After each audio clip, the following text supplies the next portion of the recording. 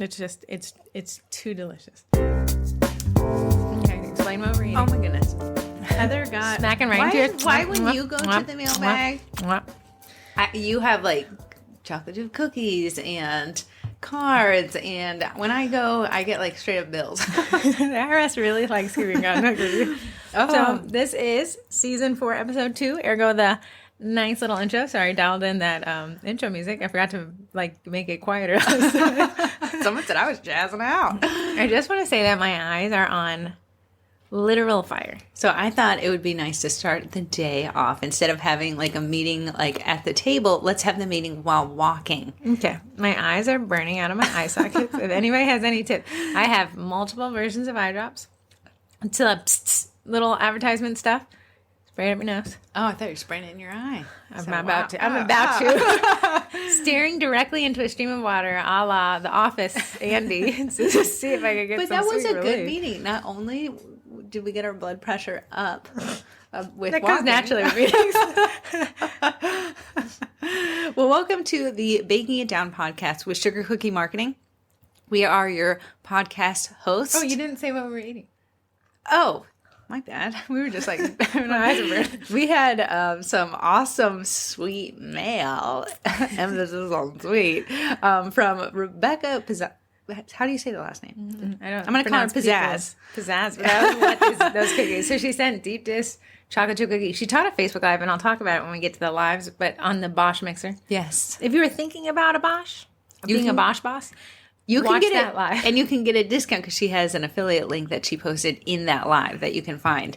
This is what the product of that live is. Oh my goodness, sign me up. Yeah. Whatever. I'm moving. Hold on. I'm moving to South Lyon, Michigan. That's what her business card said. Is it Lyon? Lyon.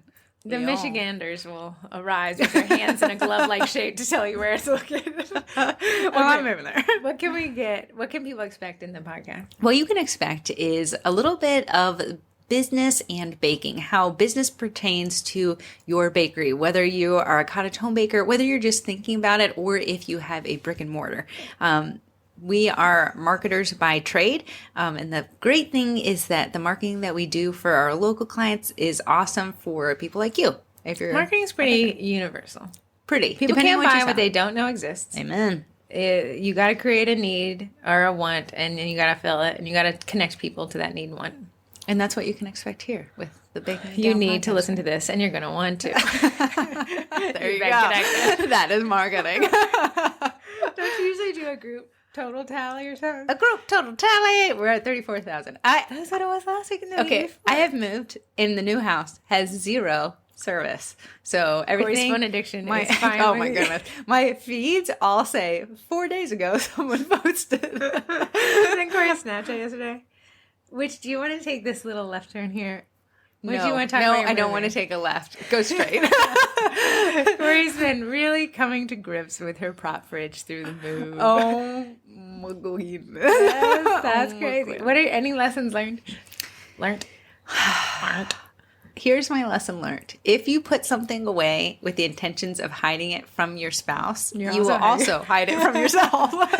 Here's my theory on bins, right? Bins are great for organization, but what they're did bad you call for them? bins of sin. Bins of sin. Right, because once it goes into the bin of sin, you'll never have to reconcile. You never have to see You'll it. never go to the bottom of your bin of sin to see what's floating down there.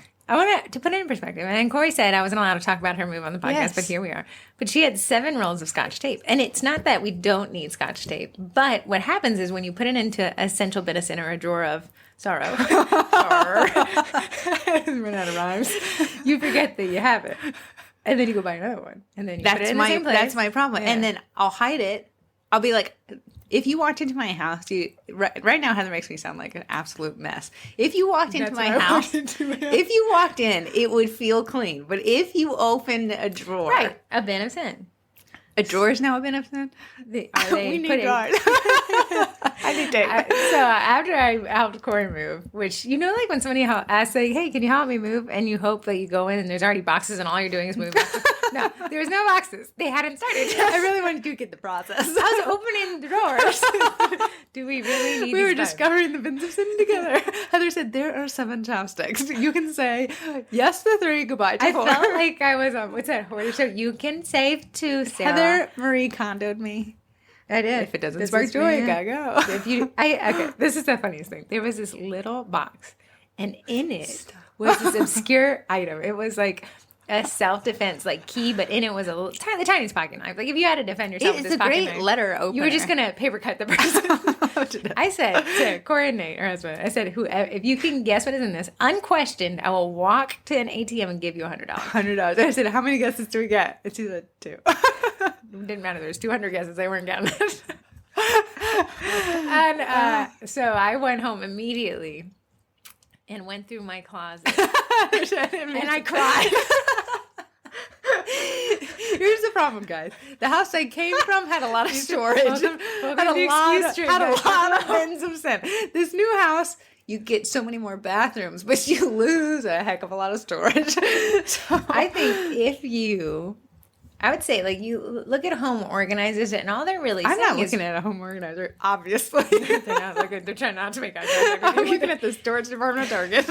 But I think they say, oh, just put it in a bin and store it. Okay, that's great. But what happens when they go into bins, even if they're labeled, you actually don't access them as much.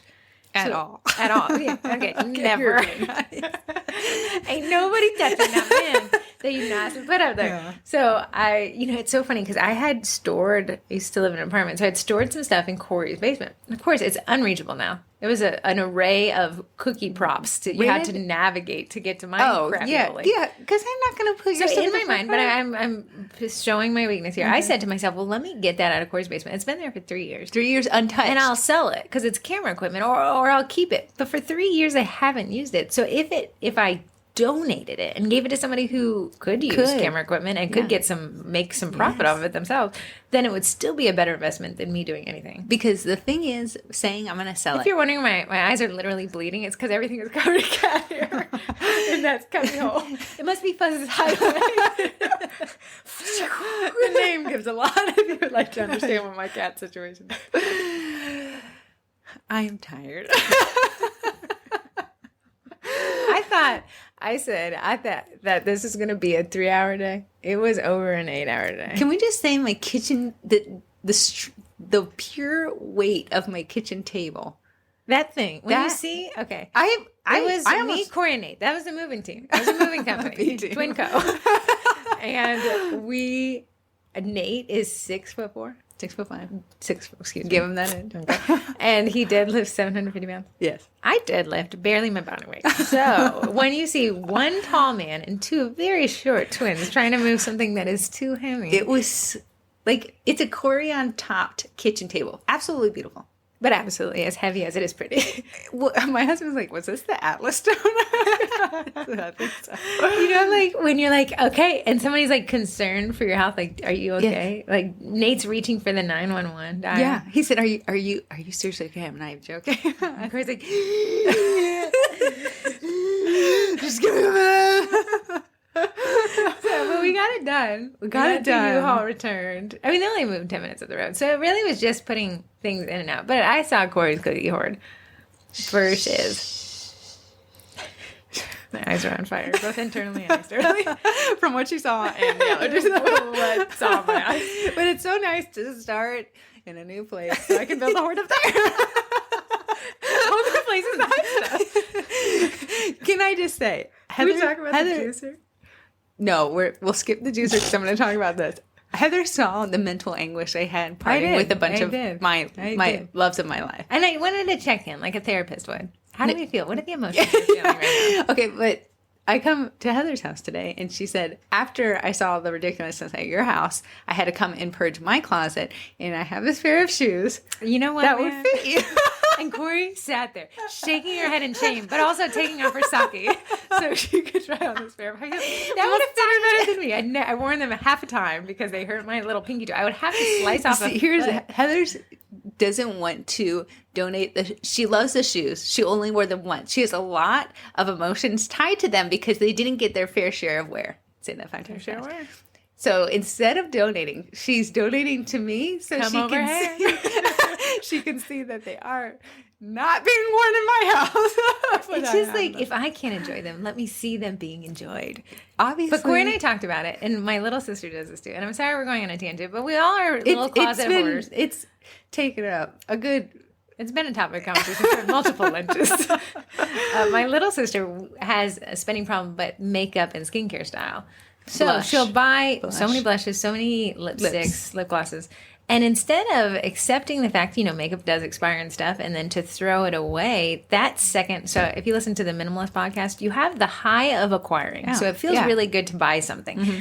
But when it comes time to get rid of that thing, whether donation, recycling, or throwing away, it's a negative feeling. So much so that humans who don't want pain will avoid it together. And then you'll continue that acquiring high that still feels good, but you'll skip over the pain of getting rid of it. And when you look around you, you're surrounded by stuff, not too much more happier than when you started. Yes. So we determined that my little sister, to mitigate that pain of getting rid of, will actually give it away. She almost can't get rid of it. She has to give it away. So she'll we call them purge parties. I know, right? This is how it sounds like a horror movie. Yeah. So in summer's purge party, she'll get all this stuff, makeup that she no longer uses, all of it barely used. Mm-hmm. And she'll shop it around to you. Whoever wants this, I think this would be really good for Heather. Yeah, that's what she'll do. And she'll tie your name to it. And you feel like, oh, she thinks it'll be good for me. She'll actually clean up the makeup if it had any dust on it. Or to the extent that, when you take a lip gloss out of the vial, the tube, and it touches the ring, she'll clean that off so it looks so appealing. Because it is almost brand new. Good, man. Anyway, so we all take it home to our own hoards, and she doesn't feel that guilt, that second She passed it on, just like you passed on the guilt. Absolutely. So, that was my weekend. My weekend too, man. Still living that. That's a hell. That's a lot. I think we had to get a junk remover to get the waste. The house, the way this new house is configured, it does not fit my son's furniture anymore. But in Corey's defense, she bought it for him in 7. It was a bunk bed from IKEA with a desk at the bottom, which was really cool. But apparently it's heavier than the earth. That Corian table, if it had a baby with the planet Earth, birth this heavy, this bedroom set. When we needed to take it, my husband waited to the last possible second. And he is such a penny pincher and hates rebuying anything. Nate's cell phone camera. One, the fact that he even has a smartphone was a big event. That was insane. I was there to witness it. But it's so old that the camera no longer works. U-Haul requires a photo of your driver's license. So much that he had to go inside of the store and say, can I borrow your phone? Yeah, because it denied him. Guys, it denied his photo upload 29 times. Because they said it was too blurry. But, so that shows you how little Nate wants to spend money. Corey makes up for it. So they really just break even with Corey's spending, Nate's lack of spending. However, Nate said, what if we didn't take this bedroom set? That's how heavy he was. This man who can deadlift 750 pounds. When we moved that Corian table, he looked at me in the eye sockets that were burning. And he said, if you think this is bad, you are not prepared for what's about to happen with that bedroom set. Yeah, I couldn't believe. So that bedroom set went donated the bedroom set and then had this waste company come and charge you an arm, a leg. I told Heather another leg. I need to learn my lesson, and I only learn it financially. I thought that was a good statement. So she needed it to hurt, and boy, did it hurt. Just to pay to get my stuff, my trash taken out. Corey, and I'll say it, has sworn off walking through the dollar section at Target. I can't do it, guys. I cannot. Tell me. Good for you. Just post it up and let me see what it is. No. I am not physically walking into the dollar spot. My body physically will walk the other way. From my minimalist studies, of which I clearly suffer from not minimalism, it's the guys had this, the minimalist, these two dudes. They have a Spotify. If you're done listening to us, you should go listen to them. They're a little bit more organized. But they said, you cannot make this rule in your head. You cannot go to a store and buy something that isn't on a list that was written outside the store. Smart. And you know what? I have an Alexa, and I always add it to my list. But if it's not on the list, so impulse purchases at the dollar section, you have to add it. Even they go as far as to say this: if you forgot to add toilet paper and you need toilet paper, you add it to the list while you're in the store, and then you have to leave the store. Yeah. Well, to an extent, and this guy's mind decluttering, having a cluttered space. If you're sitting down to do business, visual noise. noise. If you're sitting down to do business and you have so much clutter on your desk, there's so many things that can take your attention away from what you're trying to do. That Eat That Frog book, the eating the frog and getting your work done, it starts with cleaning off your desk. Smart. Yeah. Smart. Smart. Anyways, let's move on to the podcast. I feel like we're almost done. That's 14 minutes of us looking back at your life. But I think, hey, really assessing what brings you joy. Marie Kondo. Joy. And the stuff that doesn't, or the stuff that served its purpose, and it's no longer serving that purpose, you don't need to retain it to get more value out of it. The value it served was for that instance that it had in your life. So and you can pass that joy on to somebody else. Oh, look at you, teaching us what to do. So the topic that I had a couple people ask about this week and asked that we talk about it here is imposter syndrome. So let's see, what do you define? You cannot talk about me like this on the podcast. We just do. We're going to just do this. So when we think of imposter syndrome, Corey, can you give us what your definition of it would be? To me, when I think of imposter syndrome, I imagine walking into a room and everyone's looking at you and you're like, I have no idea what I'm doing in my life. Yeah. And you're getting ready to be found out. Right. That is what I feel like imposter syndrome is to me. Do you have imposter syndrome in your bakery? I used to. And you recovered? You hit it in a bit. Now I'm real good. Just kidding. So, yeah, I agree with that. So what we often see is like, let's say you want to teach a cookie class. Then you're like, okay, you got the high, you took Facebook Live, you joined the Cookie College, got everything you needed to teach this class. But then you're like, what if nobody signs up? What if they get up there and people are like, why did I spend my money on this? What if someone comes and they hated it? Yeah, what if I get a bad review? What if this is a failure? What if? These what if questions are pretty dangerous because you're living in a reality that doesn't actually exist. Yeah. And it's so funny. I'm reading a book right now, listening to, called Stumbling on Happiness. And the guy is like, your brain has no concept of the future. So if I asked you, Corey, what was it like, describe growing up where you grew up. It was like the area. Just give me one sentence that describes how you grew up. Super fun. Okay, stop right there. That's his thing. You just summarized super fun, but you got spanked a lot.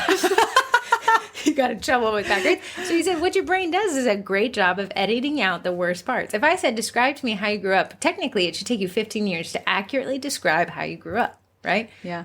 From 0 to 15. I was there for most of it. But what we do is our brain assumes that bad things will be worse than they are and good things will be better than they are. But actuality, we kind of come out into an average. So if I say, imagine going on a trip to Mexico, what you're not going to talk about is the plane ride. Yeah. Finding your luggage, getting into the taxi, checking in, just even dropping off your luggage in a hotel room is a burden. Yeah. And what he says in this book is our brains don't correctly assume, it doesn't correctly assess what reality truly is. So when you think of imposter syndrome, you're letting your brain run unchecked, wild into worst case scenarios. Mm-hmm. And what that does is it causes us to have this almost analysis paralysis of this opportunity. Yeah. So it's, the best life plans of mice and men. To say I'm going to do a cookie class feels good. It feels right. It feels like a natural progression. There's money to be had in cookie classes. But then I have the ability to put that on hold because I let imposter syndrome take over. But I'm going to teach you a cookie class soon. That feels great. But so Corey and I have this. We've been employed by people. We call employers sometimes the unemployable employee.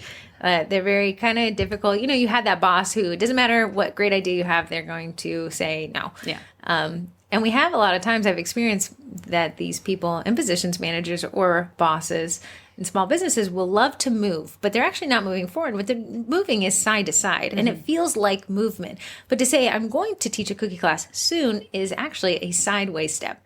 It's not a forward step. Yeah. I'm going to teach a cookie class and I book the venue is a forward step. It feels good to say soon and this, and I'm thinking about it and I'm contemplating and I'm planning, but you're actually not taking a forward step. I was listening to I think it was the Happiness Lab, also on Spotify podcast, and they're talking to a psychologist, and he said, it's crazy is they did a study on people who did something versus people who planned to do something and didn't do it. Mm-hmm. He said, what the people who did something that may not have even turned out great. He He said, this is what they typically say. I did this and it didn't work out the way I wanted to, but I still got this out of it, whether it be a lesson or, I got married and I got divorced. It wasn't what I wanted, but I still got these great kids out of it. He said, but what happens when you don't do anything is that regret doesn't have the outlet of, but at least but I learned. So I taught a cookie class. I didn't fill all the seats, but you know what? I learned this for next time. Versus, I didn't teach the cookie class.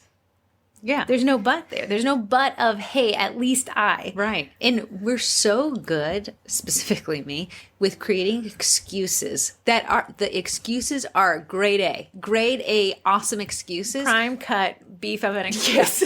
That holds ourselves back. I want to teach a cookie class, but we're traveling in July and maybe I'll do it when we get back after. All right. That's a whole month of June before July. Also a sidestep. And you felt like you were moving because you said, I'm going to teach a cookie class. Got that high. I've announced. I've told people action is going to be taken. But then you added that, well, when I get back. And then when you get back, well, I'm busy. The kids are going back to school. Well, the holiday season's coming up. And that imposter syndrome, you've let imposter syndrome derail an opportunity. And then what we call is that's an opportunity cost. You could have done something. You could have learned something. Failure, even the worst failure you picture in your mind, won't be a reality. It will not be that bad. It may not be the perfect setting. It may not be the perfect scenario. You may not sell out at the farmer's market, but you went to the farmer's market. You have experience you can build on. Here's another big thing about imposter syndrome. A lot of people will get an order or a client, and they'll say, like, I don't feel like I feel like I shouldn't be the person they hired. Listen. They hired you. Don't take their right to hire you away from them. Because you don't think you're good enough. They think that you're good enough. You didn't have them tied to your radiator in the basement. They chose you. They gave you money and then they asked you to do something. Okay, so worst case scenario, maybe you slightly missed the mark. And they're like, this isn't really what I wanted. Hey, you know what that refund does? It alleviates any form of guilt. Yeah. And I always keep that refund in my back pocket. People think it's us accommodating, like, showing our underbellies to clients. What it does for me is it gives me peace of mind that if I can do my best and this client's happy, awesome. If I do my best and the client's still not happy, awesome. Yeah. Here's your money back to you. Thanks so much for taking a chance. Sorry I didn't cut it. Yeah. But when I first started selling cookies, almost like it's probably my first customer I ever had, I had severe imposter syndrome. My cookies were, I want to say, some of the cutest cookies I ever made. But I so suffered from imposter syndrome that I felt like, one, I questioned my pricing.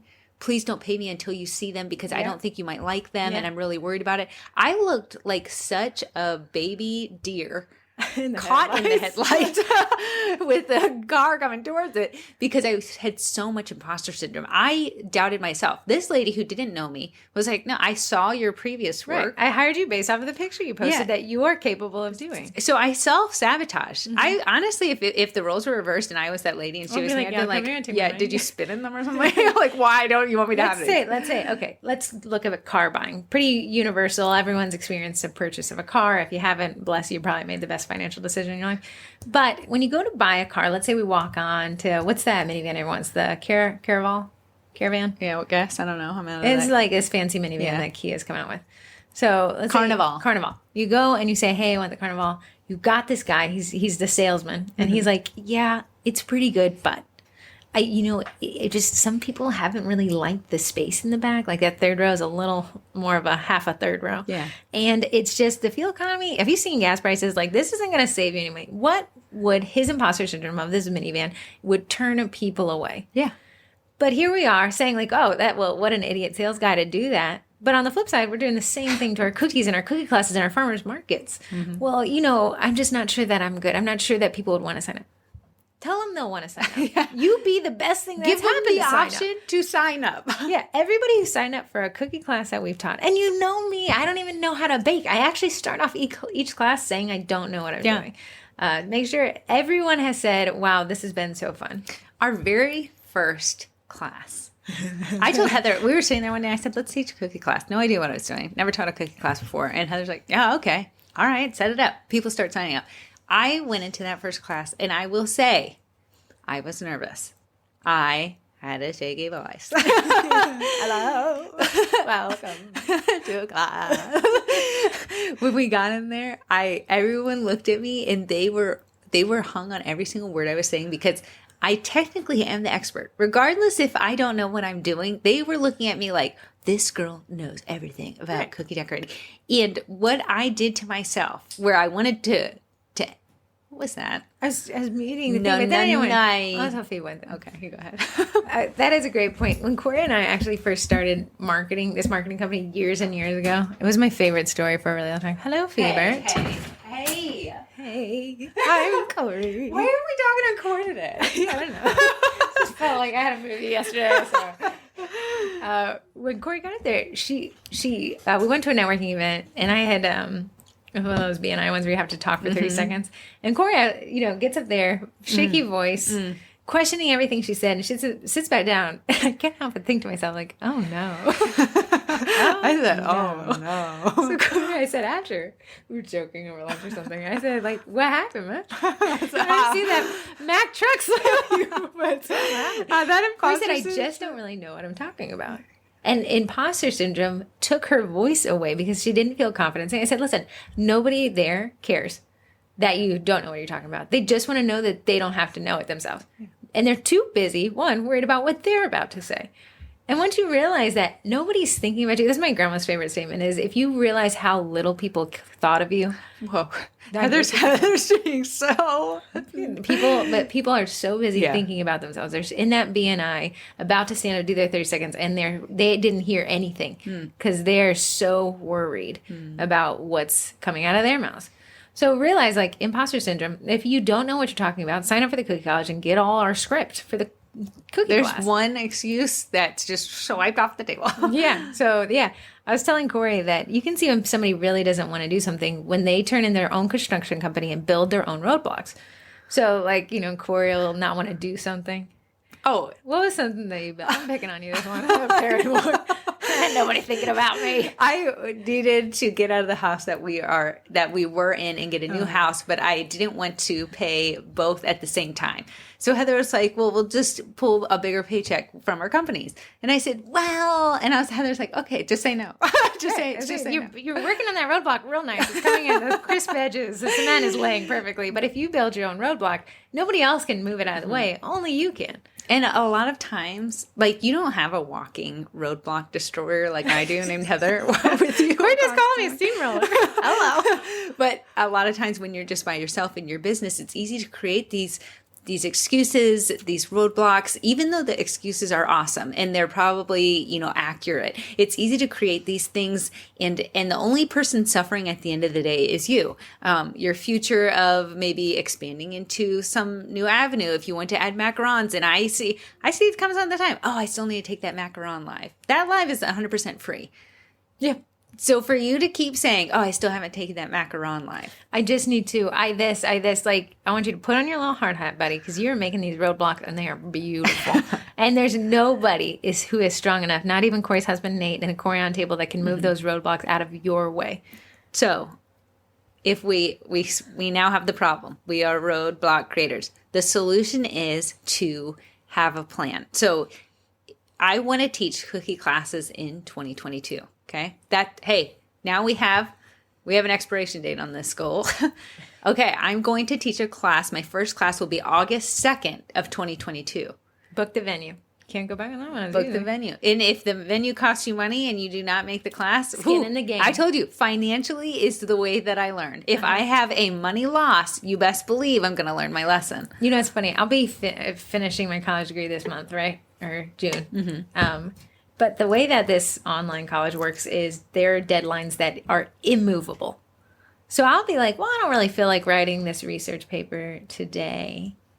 But the immovable roadblock is not one that I built. So there is no moving. I'll do it next week. I'll do it the next week. I'll sign up. I'll teach that class next month. Well, when things slow down. No, that college course does not care about my schedule. And thus there is no roadblock I can build, because at the end of that, I will have wasted my own money taking that class and failing it. The company that came to move the stuff in the house yesterday. Bless their little souls. I could have them come in the morning, or I could have them coming in 2 months. I gave myself a very, very short time slot. Like hours, right? 2 hours. Yeah. And I said, in 2 hours, that's your expiration date. You have no choice. Whatever you have put together. The roadblock was scheduling. a time that was very close. And I sat on that they had a form on their website, and I said, let me put it tomorrow. I can do it tomorrow. I said, you know what? No. That's an excuse. Let me put it by 5:00 tonight. I said, what are you going to do? Sit around for 8 hours and looking at the stuff? And thinking about what I should keep? Yeah, absolutely. So I said, you know what? I'm giving myself 2 hours. Drop my kid off at school, sped like Heather over to the house to just get it ready. To get it ready, because I am my own worst enemy when it comes to this kind of stuff. And then I had my come to Jesus moment. That cost me $844 yesterday. We're learning some lessons. Some lessons have been learned. But back to imposter syndrome. Oftentimes we think about worst case scenarios. What if we assess the best case scenario? Let's say we teach a cookie class. What is our anti-imposter syndrome? I will meet new people. I will have learned how to set up a class. I will have created a business relationship with a venue that I will teach this at. I will make more in one day than I do in a month. It will be easier than customs because any mistakes are actually not mine. It's only an hour and a half long. Right. I will be able to reach a new clientele because oftentimes people who take our classes aren't the people ordering customs from you. They're just people who want actually to have a good, fun Saturday. Mm-hmm. And then you can say, okay, what are my roadblocks? Well, I don't know how to teach it. Okay, Cookie College has one.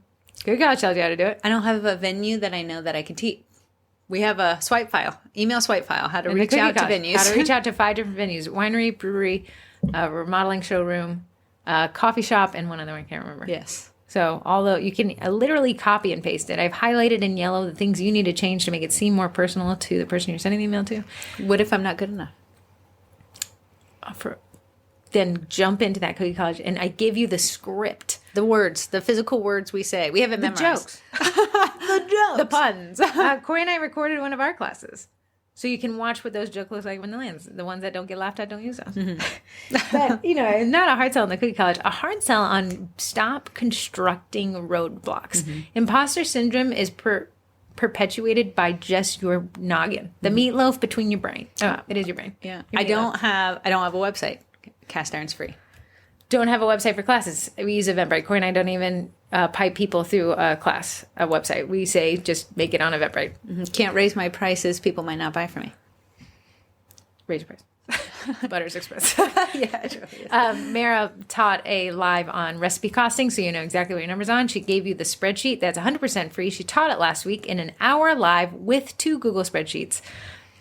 And she's a virtual assistant, so maybe you could hire her to help go through yours. Yeah. No excuses here. The imposter syndrome feels really good because it validates your excuses. Well, I don't want to because I'm scared. Also, they may not like it. Also, I may not fill the class. Also, I'm really busy. Also, I'm this. And I don't really know how to do it. I don't know. Hey, man. Nobody can get in front of your own excuses. Mm-hmm. Corey and I can't give you enough reason. The only person who can purge my closet upstairs is me. Mm-hmm. Or maybe a well-timed house fire. That would probably help. Tornado. So if you're sitting there, and I want you to really look at your imposter syndrome in the eye and see it was what it is, an excuse not to do something, not to take an action. How about you write them on a piece of paper? If you write them on a piece of paper and you see, I don't think anyone's going to show. You can cross these things off and go through them and be like, my mom will show. We will at least have one Corey person. And I had a class that only had 3 people signed up. Typically, we cancel under 4. Yeah. But Corey really wanted to teach the class, I think. So we asked my family if they signed up. And they did. We did not give them a discount. No. But it's just, Imposter syndrome, you're not alone if you have it. Everyone suffers from imposter syndrome. And knowing that everyone suffers from it should bring you just a tinge bit of comfort. A lot of times we feel isolated in our imposter syndrome. We don't want to talk about it. We don't want someone to see us for a fraud that we think that we are. That's not true. Everyone has imposter syndrome. If I got up in front of that BNI and lost my voice and didn't know what to say, and then now I spoke in front of CookieCon to 1,000 other bakers, we can overcome our imposter syndrome. It takes a little time. It takes a little work. Practice. It takes getting past the excuses. You know what's one I really like? When we first started into SEO, there's some search engine optimizing. Don't lose anybody on this topic because they glaze over when you say When we started doing online marketing, I thought maybe, we're good, but are we the best? Are we the best? That's really what imposter syndrome is. Am I the best? Could they have found somebody better? Listen, They hired me because they like how I speak to them. Yeah. And there's a million other people selling cookies, but maybe that client likes your branding. Maybe they like your brand voice. Maybe they like your customer service. Maybe they like your cookies and how you give them a shout out. Maybe they like how close you are to their house. They like your customer service. Right. So it's not that you may not be the best. Here, I'm gonna blow everyone's mind. No one here is the best. I am definitely not the best. Corey and I are not the best course instructors, but people like us, and we're definitely not the best podcasters with the bad reviews you People guys have told us. but you guys like what you're hearing here. So Corey and I could have imposter syndromed ourselves out of this podcast because there's a lot better, more well designed podcasts. But you guys like it. And I like spending money. And we bought the microphones. I wanted to buy it. And you guys are listening to it. And like last week, for some odd reason, we had the highest listenership ever in the history of the podcast. What if imposter syndrome had told us to shut down after the third podcast? What if it had never let us get to the microphone purchase? Yeah. Well, what would not have happened? A lot of you call into the podcast. Well, not this week. A lot of people in the group say, wow, I listened to the podcast and my business is growing so much more than I could have ever imagined. If we hadn't have done it, if we had let imposter syndrome answer the question of should I do this? No, I shouldn't. We're not the best. A lot of people wouldn't have had the opportunities to grow their businesses, to pay for food for their families, pay their mortgages, pay off their cars, because imposter syndrome would have won. So I would like you to challenge to see imposter syndrome as not a good option, as almost an evil option. It's the target dollar spot for you. We're walking away. It's your Achilles heel. We're walking away from imposter syndrome, and we're going to the things that we can definitely overcome. Excuses, reasons, while they seem valid. Reasons feel better than saying the word excuses, because excuses is what it is. Here's the reason. Feels more founded in logic and consideration. But all they are really nicely made. And some of us can create really beautiful roadblocks. You're looking at her. I'm pretty good too. I got some plans. I'm willing to sell my plans for my roadblocks. And what our job is, what your job is, to always question your roadblocks. Why did I put that there? What was the real reason? What is that roadblock protecting? What is that little soft spot that I'm scared? I'm scared that people won't attend my class. Okay, well, let's move the roadblock out of the way and let them decide. You can't force someone to take a cookie class. That I can guarantee. We've tried. So what we can do is we can ask the question, and then we can get the question answered, and then we'll know. And we can say that, well, it wasn't the best cookie class I ever taught, but I learned this. I had this. What you said right there, it's not a failure if you learn something. You made a July cookie class, no one signs up. Hey, I failed at a cookie. No, you learned that people are traveling in July, and that wasn't the best fit for people in and out of town who are coming and going. What if you and I had canceled after our first cookie class with the... Yeah, I know. We would have lost tens of thousands of dollars. I couldn't even imagine. We have produced people who are selling cookies for themselves. We have made connections. Corey has sold more customs because of cookie classes. We have been able to teach at breweries and private events and meet a ton of people. People on our Facebook page are from classes from 2 years ago. One of our class attendees won the Montgomery County Fair for sugar cookies. Yeah.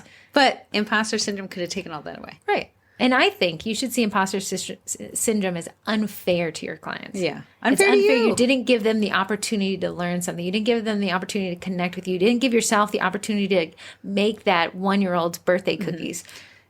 I have been doing cookies for a while, and I will still sit down and do a custom order, and I will feel like an imposter. There's no way that I can do florals like this person. There's no way my color palette will be as pretty as this person's. And I will sit there and I will get paralyzed because I am ruining it for myself. But guess what? The client wanted you. They didn't want that other person. They want my didn't ugly want that other florals. person's floral. And I think you guys, okay, you know what? When I look on Instagram on the sugar cookie marketing, I don't bake cookies. I don't decorate cookies. So y'all are beautiful cookie creators to me. But when you guys are looking in there and you're doing that comparison and then that imposter syndrome, you're not as good as this person. Listen, that person, it doesn't matter how good they are if they can't ship to your state. It doesn't matter. They're not even, and even if that person happens to be your next door neighbor and somebody knocks on your door for an order, that client chose you. They chose you. Respect that person and give them the best experience possible. And take a little confidence from the fact that you were chosen. Out of all the big, when a lot of people are like, I saw someone made a post, I want to shut down because someone in my area is offering, it was in the cake pop group. I want to shut down because someone else started offering cake pops. What? If Toyota shut down because Mercedes entered the market, what would we be doing without our Toyotas? No, if anything, you gave them comparison. Now they have to choose. They're going to go on. I would say when somebody enters your market, it means your industry is viable. People are that's a huge point. What I tell people is if nobody is there doing it, you should be so scared that somebody else knew something you didn't. If it's a profitable industry, you will have competitions. That's how economics works. And it's a sign of good. Yes. The more people that are competing for dollars means there's enough to sustain that. And then you have the Froyo bubble, where all the Froyo stores came up and then people stopped liking Froyo and then they naturally exit the market. I still love Froyo, man. You hold them down. You and Sweet Pink Frog. Sweet Frog. So I think imposter syndrome is such a natural thing. So don't penalize yourself for it, but question the crud out of it. Every time that little voice, which is just that little fake thing that likes to see the worst case scenarios and say, what are my best case scenarios? And those reasons, those excuses that you put in your bins of sin. Roadblocks. You ought to see them. And you tuck them away, and then you see someone post in a group and they're like, oh my goodness, I finally taught a class. It was amazing. And you're like, oh yeah, man, I said I was going to do that 1 year ago. But here I am. But I know. Guys, I know. Just try it. Worst case. Okay, let's honestly think of the worst case. You teach a class and 0 people show up, and you spend $100 to rent out the room. You have 10 different things not to do next time, and a great lesson learned. Yeah. And also, $100 sounds like it hurts, but a lot of people could drop $100 in an Outback Steakhouse and lickety split. So you've invested in your business in a crash course in what not to do. Mm-hmm. And now guess what you can do? You can do everything the opposite next time, or put it towards holidays, closer to holidays. Fill the room, market better, give yourself a 6-week runtime instead of a 3-week runtime. Find a venue that co-markets with you. Work on your copy. Take a Facebook ads course. You know, we have it in the Cookie College, but there's a ton of free ones out there. Facebook Blueprint. Yeah. It's by Facebook. Yeah. Meta, whatever. Meta? Is it Meta Blueprint now then? I think it might be. Yeah, I think so. So there's our deep dive into imposter syndrome. Imposter syndrome robs you of really great experiences. And your brain overshoots how bad experiences could be. They're never as bad as you think they are. Yeah. That's so true. If you guys really want to listen, go find that Stumbling on Happiness book. It's on Audible. Really, really well written. Very funny guy. But he's like, your brain has no concept of reality. Just none at all. You know, this has nothing to do. We'll wrap that part up. You know what I was thinking? Segue. You know what I was thinking the other day? I am so encouraged. Me and you are 2 tiny people in Virginia. You're just sitting on Tiny Mar with that table. Tiny, getting ready to go to lunch. We'll be a little bit bigger after. But the impact that 2 tiny little people in Virginia, one's not even a baker, have had on the baking community, just to see people's wins. I know I don't comment on everything in the group, but I'm in there a lot. And I'm reading people saying, wow, I cannot believe I'm at this point in my business. Never in a million years did I think I would be this successful, or to have this many customers, or I'd be booked out this far. But it is so encouraging to know that people are benefiting from 2 people who suffer from imposter syndrome. Yeah. And had we second guessed. When it was just me and Heather in the group by ourselves. Talking to ourselves? I Which said, was wild. When they did that, feels weird. This is not good. When Facebook had that glitch the other day where the news feed was reversed, I was reading back to these posts, the first post I'd made in the group on October 20th, 2020. Yeah. Right? 2020? It was like, yeah. Yeah. And it was just me and Corey like, well, great point, twin. But she's literally sitting across from me typing it out. And I thought like, okay, well, you can compare yourself to another community creator, another course creator. You could not write a book because the book's already out there. The amount of books and podcasts I listen to on stress management and happiness, there's not enough books for me to read. I need more of you to less imposter yourself and write a book. Yeah. When people really want something. And then I think we don't give enough credit to just how many people there are in the world. And you might be someone's bread and butter. Me and Heather are not everyone's bread and butter. Some people think our voices are. Sometimes we're sourdough. Ooh, I do like sourdough. Some people think our voices Sometimes are. it can be an Outback bread. I love Outback bread. Some of you used to be an old Olive Garden bread. Oh, I don't like all Olive Garden bread. I love bread, though. Bread connoisseur. Don't know how to make it. Love to eat it. I have no idea what I was going to say because you just went on a bread tangent. That we're not everyone's bread and butter. We're not everyone's bread and butter, but we're some people's bread and butter. And we don't let the ones who do not think we're their bread and butter stop us. Some people don't like Olive Garden. I know. I'm shocked myself. I love But there's Olive local Garden. Italian mom and pop shops that people also love. And while you probably won't find me in there with my belly problems, you'll find somebody else there who doesn't like OG. Olive Garden. And then you'll find somebody who's like, I don't like either of those. I like pizza. Kind of Italian. Mamma mia, give me some Papa John's. Give me some pizza. And there's something out there for everyone. But if Papa John said, well, Olive Garden's there, people are going to want a sit-down experience over a quick pizza. Then we wouldn't have had Papa J's. And I have Papa J's once a week. I love Papa John's. I think the bread is a little sweet. Oh, love the bread. I love Very, the bread very too. bready. Pizza My grandma Hut has does a very not garlicky. like Papa John's. She She likes Pizza Hut. Hut. No, they dropped it in an oil slick and served it up. So if Pizza Hut questioned that Corey and Heather like Papa John, so we shouldn't open up, then where would Gams be without Pizza Hut? Man. There's so much opportunity for everyone. And don't be your You got to get Achilles your heel slice of the pizza pie. before Corey and Heather eat it. Okay, we have some texts here. Hi, ladies. Last week you mentioned spending summer storyboarding and getting ready for Halloween through Christmas. This will be my first time selling for those seasons. Can you explain what you mean by storyboarding? This is a great point. My 224 area code. 224. And this is the segment where we typically talk about the Cookie College, but it fits so perfectly in here that I wanted to start with this text. Yeah. Storyboarding, when you shoot a video. Okay, Top Gun Maverick's coming out. I cannot wait. I'm going to get 2 popcorns. 2 fig butters. Why don't you get a large and get that popcorn pricing refill that we talked about? So it comes out on May 27th. Are you paying for my ticket? I will. Yeah. I'm excited. Am I popcorn? Popcorn. So when you go to watch a movie, I want you to consider how many shots go into that movie. What happens is these producers will storyboard out the script so that when it's time to bring the actors in and the extras and all this additional cost and the cameras, they just go by the storyboard. They're ready to go. Need this shot, and this shot. So that means when it's time to start the cameras rolling, they know exactly where they're going to go. That is storyboarding. If you even shoot small videos, you can buy a storyboarding booklet. We can almost even draw out what you want the scenes to look at, and then build your script off of that.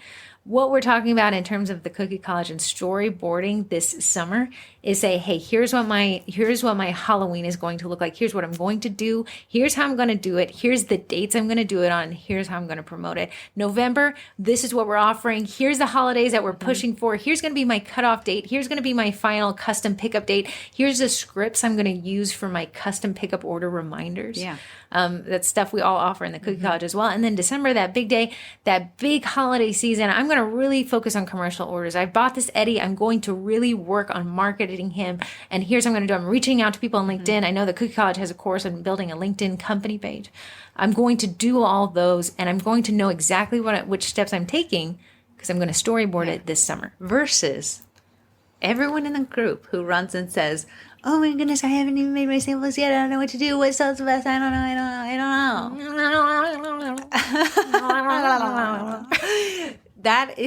That's like running around like with a chicken with its head cut off. I feel like I'm putting out fires. I can't get ahead, but you had all summer. You had the downtime. Too busy building roadblocks there, man. I don't need you telling me what to do with my time. There's a lot of money left on the table each season when people have no idea what to do because they didn't spend the right time planning. Having a plan and executing that plan and sticking to it is going to lower your stress level. You're going to become more efficient. You're going to make more money. You're going to be first to market. And hey, I know you can come late to the market too and still make money, but the first person who gets to marketing. Corey and I have a cookie class scheduled for each month of the year to the end of the year. People can sign up for our holiday class today. And we're first to market, I can guarantee it, because we've never done that before, but we decided this year that it actually helps us fill up classes more efficiently when people can sign up all year long versus only 3 weeks prior to a class. Yes. And even though, what did that? Takora and I sat down for an hour and we said, what does this calendar? So we found out all the holidays, the major holidays. And then we said, do we want to offer a class with that theme? What's your schedule looking like? What's my schedule looking like? And then we put it on the calendar and we scheduled the events. Yeah. And okay, well, Christmas is easy. Everyone signs up. Here's the thing. I love when our classes fill up towards the beginning of December, because then I can start adding excess classes. I can make twice as much money when I know these classes are filled and people are begging for more. So that's what I'm talking about, leaving money on the table. If you know what your pre-sale is going to be and how many you need to make and what the pickup days are, you are going to be so efficient to your customers that it is going to feel like butter over Outback bread. And that's smooth, if you know what I'm talking about. That's a great question, though. Second question, we're going to segue from the Cookie College. The Cookie College, if you'd like to sign up for it, we dropped Jessica Wolf as a guest teacher. She's also a Cookie College attendee. Student. Yeah, she taught a guest hosted class on using the Cricut to make labels. I want a Cricut, but then I also don't want to. You don't buy anything right now. Yes, ma'am. Do not buy it right now. And then the Bakesy app taught a class on how to use the Bakesy app for custom orders. That one dropped yesterday. Is a lot bigger than when I thought it was. Oh, really? Be. Yeah. There's a lot of functionality, there is. And they are constantly adding to it, so it's not stagnant. Yeah, so the Bakesy app taught a class that dropped yesterday in the Cookie College. We're at 70 classes, roughly, give or take. Corey, was this a ring box class? Ring box class. I just made a lemon one the other day. Yeah. I suppose eventually, once we create too many classes, then we'll have to raise the prices. But for now, it's $68 a month. You can cancel at the end of each month. There is no contract. Just sign up for the month. You could we have a couple people that do this. They'll take every class they can and drop out, come back a couple months later and take any classes they missed. Yeah. Pretty awesome way. But the thing you also get, that is probably everyone's favorite feature, is a secondary private Facebook group. And we find that when people join that Facebook group, that's where they exist. That group is so pinpointed and so business focused, it doesn't feel like it's a part of SEM. SEM is more broad strokes? It's broad strokes. It's, Yesterday, surface level. Michelle said, hey, I'm creating a Flowdesk sequence, and I want my Square customers to be pushed automated to my Flowdesk sequence for email marketing. And Heather, can you show me how to connect those?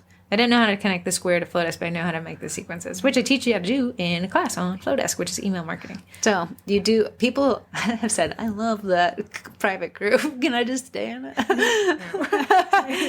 It's you get everything when you sign up for the Cookie College. So you get the digital downloads, you get the groups, you get photo freebies, you get any courses, any classes, and a lot of people have been taking the Asana class. Really proud of them. I know. What I think I'm going to add next month is let's pre-plan our week together, and I'll just have it as if we're working together to pre-plan, because I have this. Oh yeah, because you script. do that all the time. Yeah, and then if you just want to pre-plan your week, you can pull me up on a whatever day. Yeah, and we can awkwardly work through it together. I need to take that class. It's a pretty good one. It is a pretty good one. Okay, another question. This is about the Susan Reed Cookie Collab, but I really like the question regardless. You mentioned using hashtag sugar cookie marketing, but I've seen people using just hashtag SCM. Is it the same? It is not the same. The reason why, there's a lot of people are using different hashtags. So some people will do hashtag sugar cookie marketing _ because that's our name on Instagram, because Heather couldn't get the actual handle because someone else had it. Using hashtag sugar cookie marketing. It has 107,000 mentions currently. It's the most active hashtag. So that's what we want to focus on. When you do your hashtag research, make sure that you see how many mentions there are and how active a hashtag is. Hashtag SEM is not going to have half as many as hashtag sugar cookie marketing. So you want to make sure that you're using that one, and then you want to make sure the strategy behind the other ones is really working for you. But that's a fantastic question. For folks just learning about it, we have a group hashtag. It's hashtag sugar cookie marketing.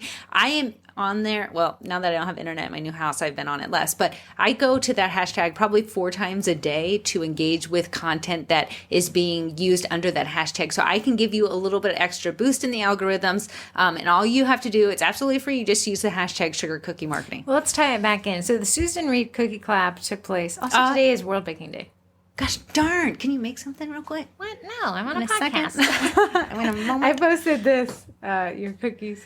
from Eddie. Oh, I love them. Okay, so the Susan Reed Cookie Collab took place on Friday. That It was fun. so much People fun. were so creative. You guys knocked the creativity out of the park. Okay, so let's just break down. A collab is where a bunch of cookiers get together and on a same day, same time. Any industry. Oh yeah, I guess. It's sewing people do it. Creativity. Yeah. And so you'll create a theme, and then all these people will post up their theme, whether it be a group of 10 or 15, or like we had at this one is about 200 people. Yeah.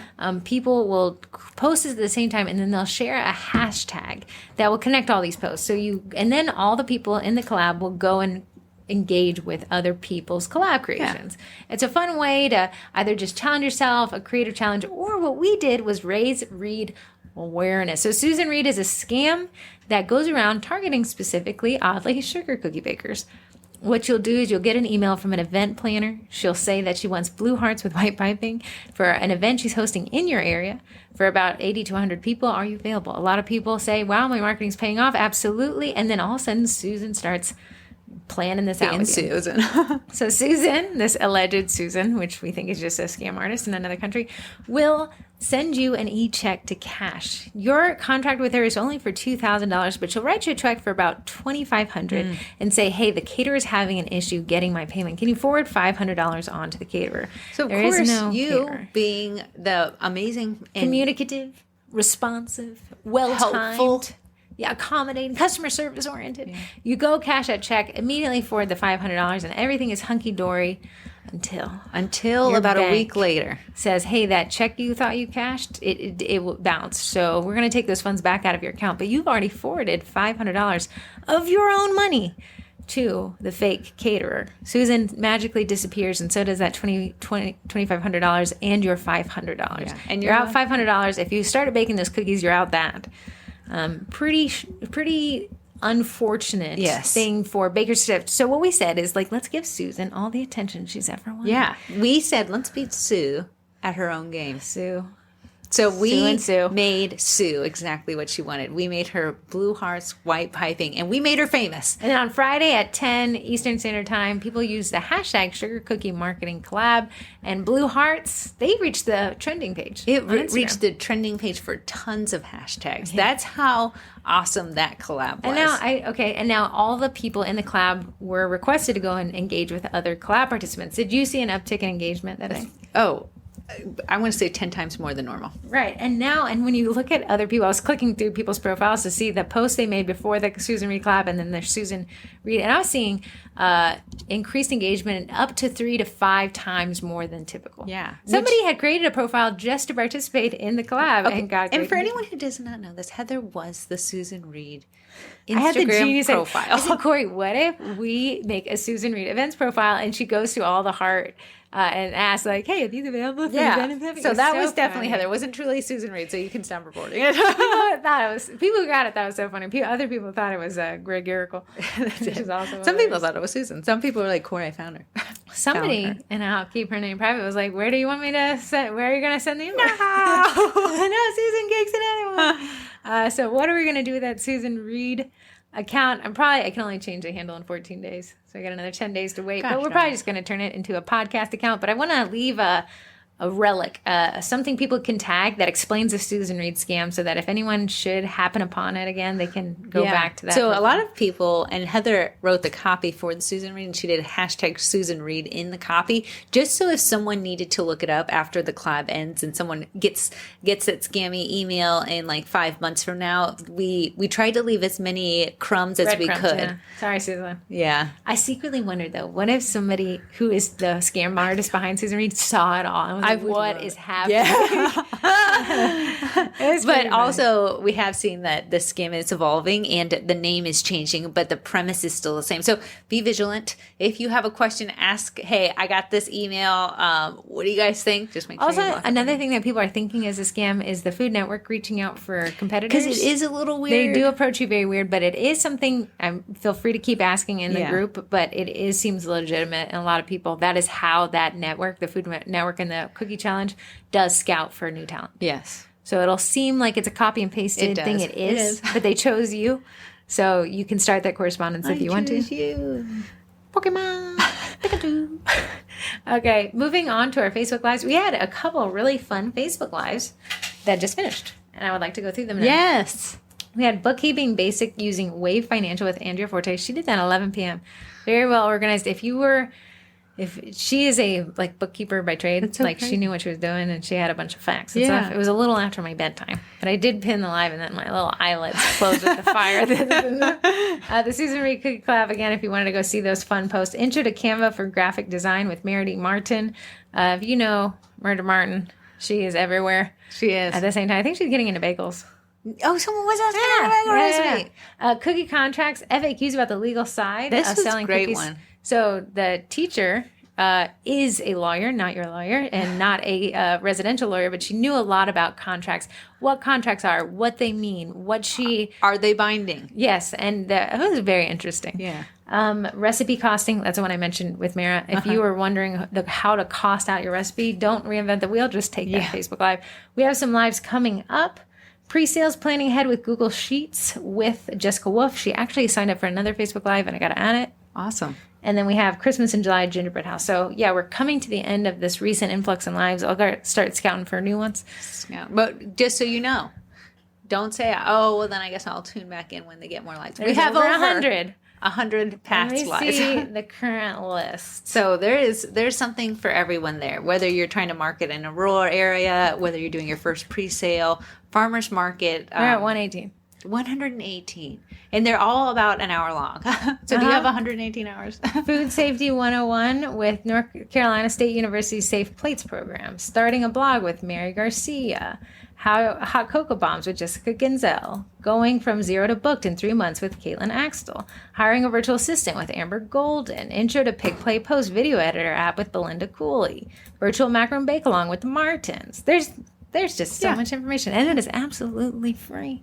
Free for your little fingies. All it requires is a little bit of time and no imposter syndrome. Somebody's in this anonymous elephant is in this looking through the Facebook Live. Hey, good job. Good job. If you see my little face here, say hello. Hello. How to make sugar cookie decorating videos with Sugar Bolt Bakery was the first live ever. That was the first live. Mm-hmm. She did fantastic too. Yeah.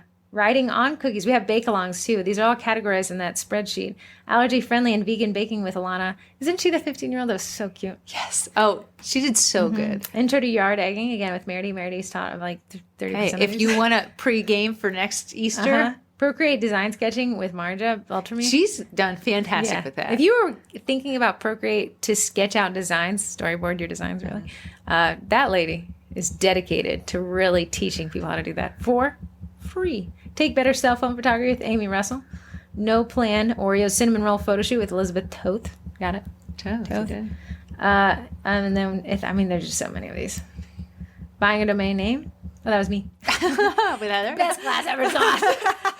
Highly recommend it. So that takes us through our Facebook Lives. What do we go through next? Group stuff? Well, I think we just finished the Susan Reed Cookie Collab. I think you wanted to do Christmas in July next. We're doing a Christmas in July collab. And a lot of people do that collab, but this one, I always want them to tie it back into marketing. And the marketing one is what you use for this collab is going to be what you offer come December. So we are helping you pre-plan. So whatever your contribution is, if you're like, beginning the storyboarding. Yeah, this is us helping you storyboard. So I'm going to take something that I'm going to offer in December. I'm going to make it in July. I'm going to have it photographed. I'm going to have my samples done. And I will be first to market come December. And we'll have a nice little copy that you can borrow, steal, something. There's a phrase there. Borrow something. And then you can explain to how to tell your audience why you're posting up Christmas in July. Yeah. These collabs are great excuses, and then they're also really tied into your business. They really the Susan Reed one was pretty fun. Susan Reed one was not so much as much business, but it was great to get to tell people about industry scams. So you were still tying a little bit into business. It wasn't like the prior collabs that we've done have been recreating your logo. We did a Main Street cookie collab where you created something about like a Main Street something in your town. So we've done a few of them, and I really do enjoy them. They are fun. Okay, that takes us to a sponsors. Let's jump in with Cast Iron. Corey mentioned them earlier. If you say my roadblock is, well, I just want a website, but I don't know where to start with Cast Iron. And they make it super easy, and roadblock blasters. Call them a steamroller of website. They'll do excuses. they'll make it for you. Yeah, That's how blasty of a Brungard. I hope I'm not slaughtering her name. I've said it so many times. Heather calls her Gemily because she's a gem. And she's Emily.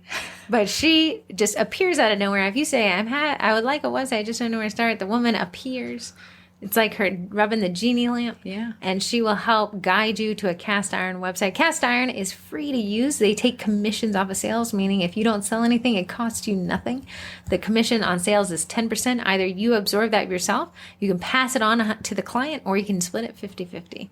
Now, the cast iron is made for foodpreneurs, and something they do that's really interesting. I think I said something. Yeah, after you said food, Something they do. That's very interesting. I was gonna let it go because it wasn't. I saw you like, dude, can I And I was pick on like, I her? will be You know what? I listening picked to on you this. for the most What? of the beginning of this. You can thick on me here. But they have the custom ordering and delivery by zip code, and you can charge higher amounts for people that are farther away. But you can also offer delivery. So if that conversation is always awkward for you, take the conversation part out of it, put it on your website, and let your website do the selling. Pretty neat, pretty neat. Next up is Royal Batch by Bakety Bake. If your excuse is, I just don't know, royal icing seems so difficult, this will take a lot of the difficulty out. I cannot wait to use Royal Batch in my new house. You know when you get used to everything? I have a dehumidifier, humidifier, and an anti-air We're taking moisture out. We're putting it back in. I have to test out my new oven to see if there's any hot spots. So I will be using Royal Batch on there just to see if the taste different. Who knows? Because now we have a new oven. in some states, I think they take their appliances with them.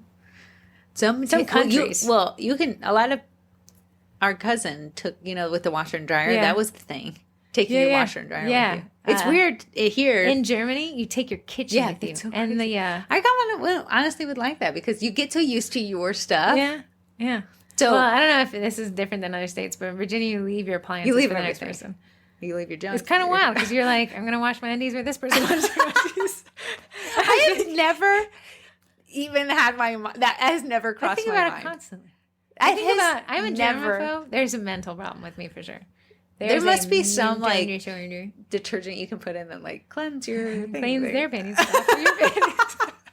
Okay, well, Royal Batch is a meringue powder. It comes with 3 things already in it, so it saves you some time and energy in running to the store and here pulling out. It comes with white food coloring already in it. Your corn syrup is already in there, and vanilla flavoring is already in there. So you can just whip it up, and I have now started following the recipe on the bag, and it has been amazing. When people say it's like working with silk, that's exactly what it is. So I highly suggest doing the little whisking before you do the mixing. I like it. And you can read the back of the thing for that. Oh, yeah.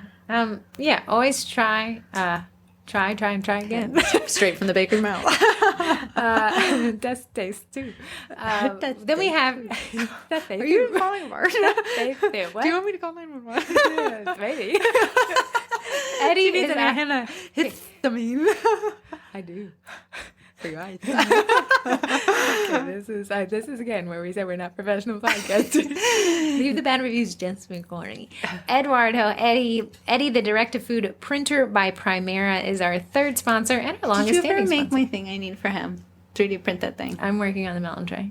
Are you working on When it? I have to print Is it, it, where's that roadblock? Where's that? I'm gonna knock that one over. Because he's so big. The 3D printer is annoying. But Eduardo is a really, really cool printer. You know what's so funny? Back to the Susan Reed Cookie Club. Mike Skyring, he's in the cookie college, but he took a white icing cookie, stuck it in Eddie, and printed a blue anatomically correct heart on it. It was so funny. That's the one I saw hit some trends. Fantastic. Yeah, and if you want to know what that looks like, search the Sugar Cookie Marketing Collab. You'll see his at the top because it started trending. I was almost mad. That's pretty His hilarious. trended way above mine. I'm like, why did I even try? Someone said Corey did the check. Corey and 3 other people did the check check that Susan sent you, which is hilarious that you 3 had that. The angle that I did my check at made it look like a piece of paper. Someone's like, I didn't know that was a cookie. Maybe you should, Gosh darn it. I think I told you to pick more of the overhead one. We should have done more of the You side. did. Sorry, Susan. Not worried. Someone's like, what's this? You made a little piece of paper. Right. The leaders of this are doing fun. So that brings us to our 3 sponsors. 3 sponsors.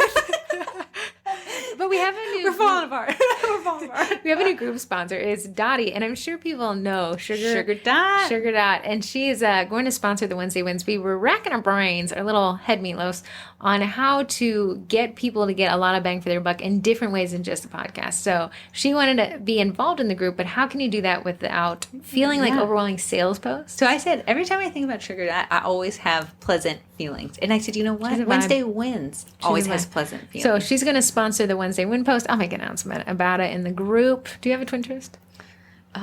Stop buying stuff. Because you will have to part with it. Oh, yeah. I would say... You pick your own Twinterest on your own I would say money. your life needs an overhaul. No, I'm really trying to come to terms with the fact that I only use, and this may sound like a lot, 15 skin and hair care products outside of the shower. So, like, stuff Shouldn't that you look like a baby's bum right now? Can't you tell? You look like a baby. Go back to the dartboard. A baby who's aged at 33. You're aging backwards. Benjamin Button. But I was thinking, really kind of assess the things that I bring to my life and the long-term valuation of those things versus the short-term high of the list on another podcast. Yeah. It has been good, though. We went to the mailbag. Navy Federal, I'd like to give you a special shout-out for sending us some paperwork. Thank you, as always. Thank you for those delicious cookies. These deep dish cookies, man. The one they've gotten me. Are you going to let me take them home?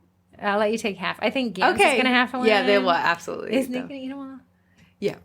Okay, then he whatever can you have send it for you. will be. These are way too good. delicious. It's too good. If she lived that close to me, I had to be like, dude, put me on a subscription. Yeah, I know. Those are delicious. But yeah, definitely go watch the Facebook Live on Bosch mixers. If you're saying, I think she made, and again, I'm not the baking twin, 13 pounds a day. She did. Right? So she did her batch, I think, triple. Okay, if you guys go buy that Bosch mixer, you need to donate the mixer it replaces. Unless it makes your icing Corey's excuses coming. I can see the roadblock. No, I did donate my first mixer. Good. And it was to someone who said, oh, you know, I'm a single mom. I would love to be able to bake with my daughter. If you guys want to know great places to donate, the Buy Nothing, Sell Nothing groups are pretty awesome for that. Yeah. I mean, they have a lot of rules. Or you can try to make a quick buck on Marketplace. I'm more about, here you have it. I think the concept of if I give this up, it removes stress from my life, but it gives an opportunity to somebody else has gotten me through a lot of this. Yeah. Still struggling, though. Still struggling. Anyways, guys, happy Tuesday. Happy World Bacon Day. Also, Baking, not bacon. Let me just see one thing. Do you have a Twinterest by any chance? I was trying to think. I'm trying to eliminate stuff in my life, not bring more stuff in. I got my AC unit, if you guys are wondering. It was wild because I had gone to Home Depot, Deep, and I said, can I buy it? And they said, no, we don't have any. So I went home and I pressed the buy button, and they overnighted it. A poor older man shows up struggling with this box. It was way too heavy, way too awkward. But Home Depot, by not having great customer service, actually costs them more money. And having, you know, like almost like an Uber of delivery show up with this AC unit that I set up. I have just been, Heather Brookshire said, how's it going? I said, easy, breezy, beautiful, pull up the covers, it's cold, girl. Yeah. I think in the SCM group. Oh, I have a Twinterest. Hold on. In the SCM group, I think Sweet Pink Olive is doing a Bakery Tea Co. shirt giveaway with the exclusive Sugar Cookie Marketing and Bakery Tea Co. You have to go to the posting and just comment SCM, I think, on Did you pin it? No, I randomly saw it, but then I don't have internet service. It was like, as I was, and then it said time out. I'll have to find it. Yeah, Maybe I think they're pulling the Nate to Nate, and that was just me reading it. So Okay. My Twinterest. Okay, Phoebster hates a podcast, has been lying here the whole time. Yeah. After she abruptly came in. But Phoebe's here. So she's an older cat. We found out that she's over 15. Over 15. She's adopted, so it's kind of iffy on the when. When somebody says your birthday is January 1st, that means somebody didn't know what your birthday was. That would be every January 1st, baby, I'm sorry. People just don't know what your birthday is. So Fee's hair hasn't grown back since her last cleanliness shave because, you know, old cats kind of stop caring. Mm-hmm. But I talked to my cousin who's a nurse, and she said, hey, try Dynavite, a supplement for older cats. There's so many commercials for Dynavite. I did not see them.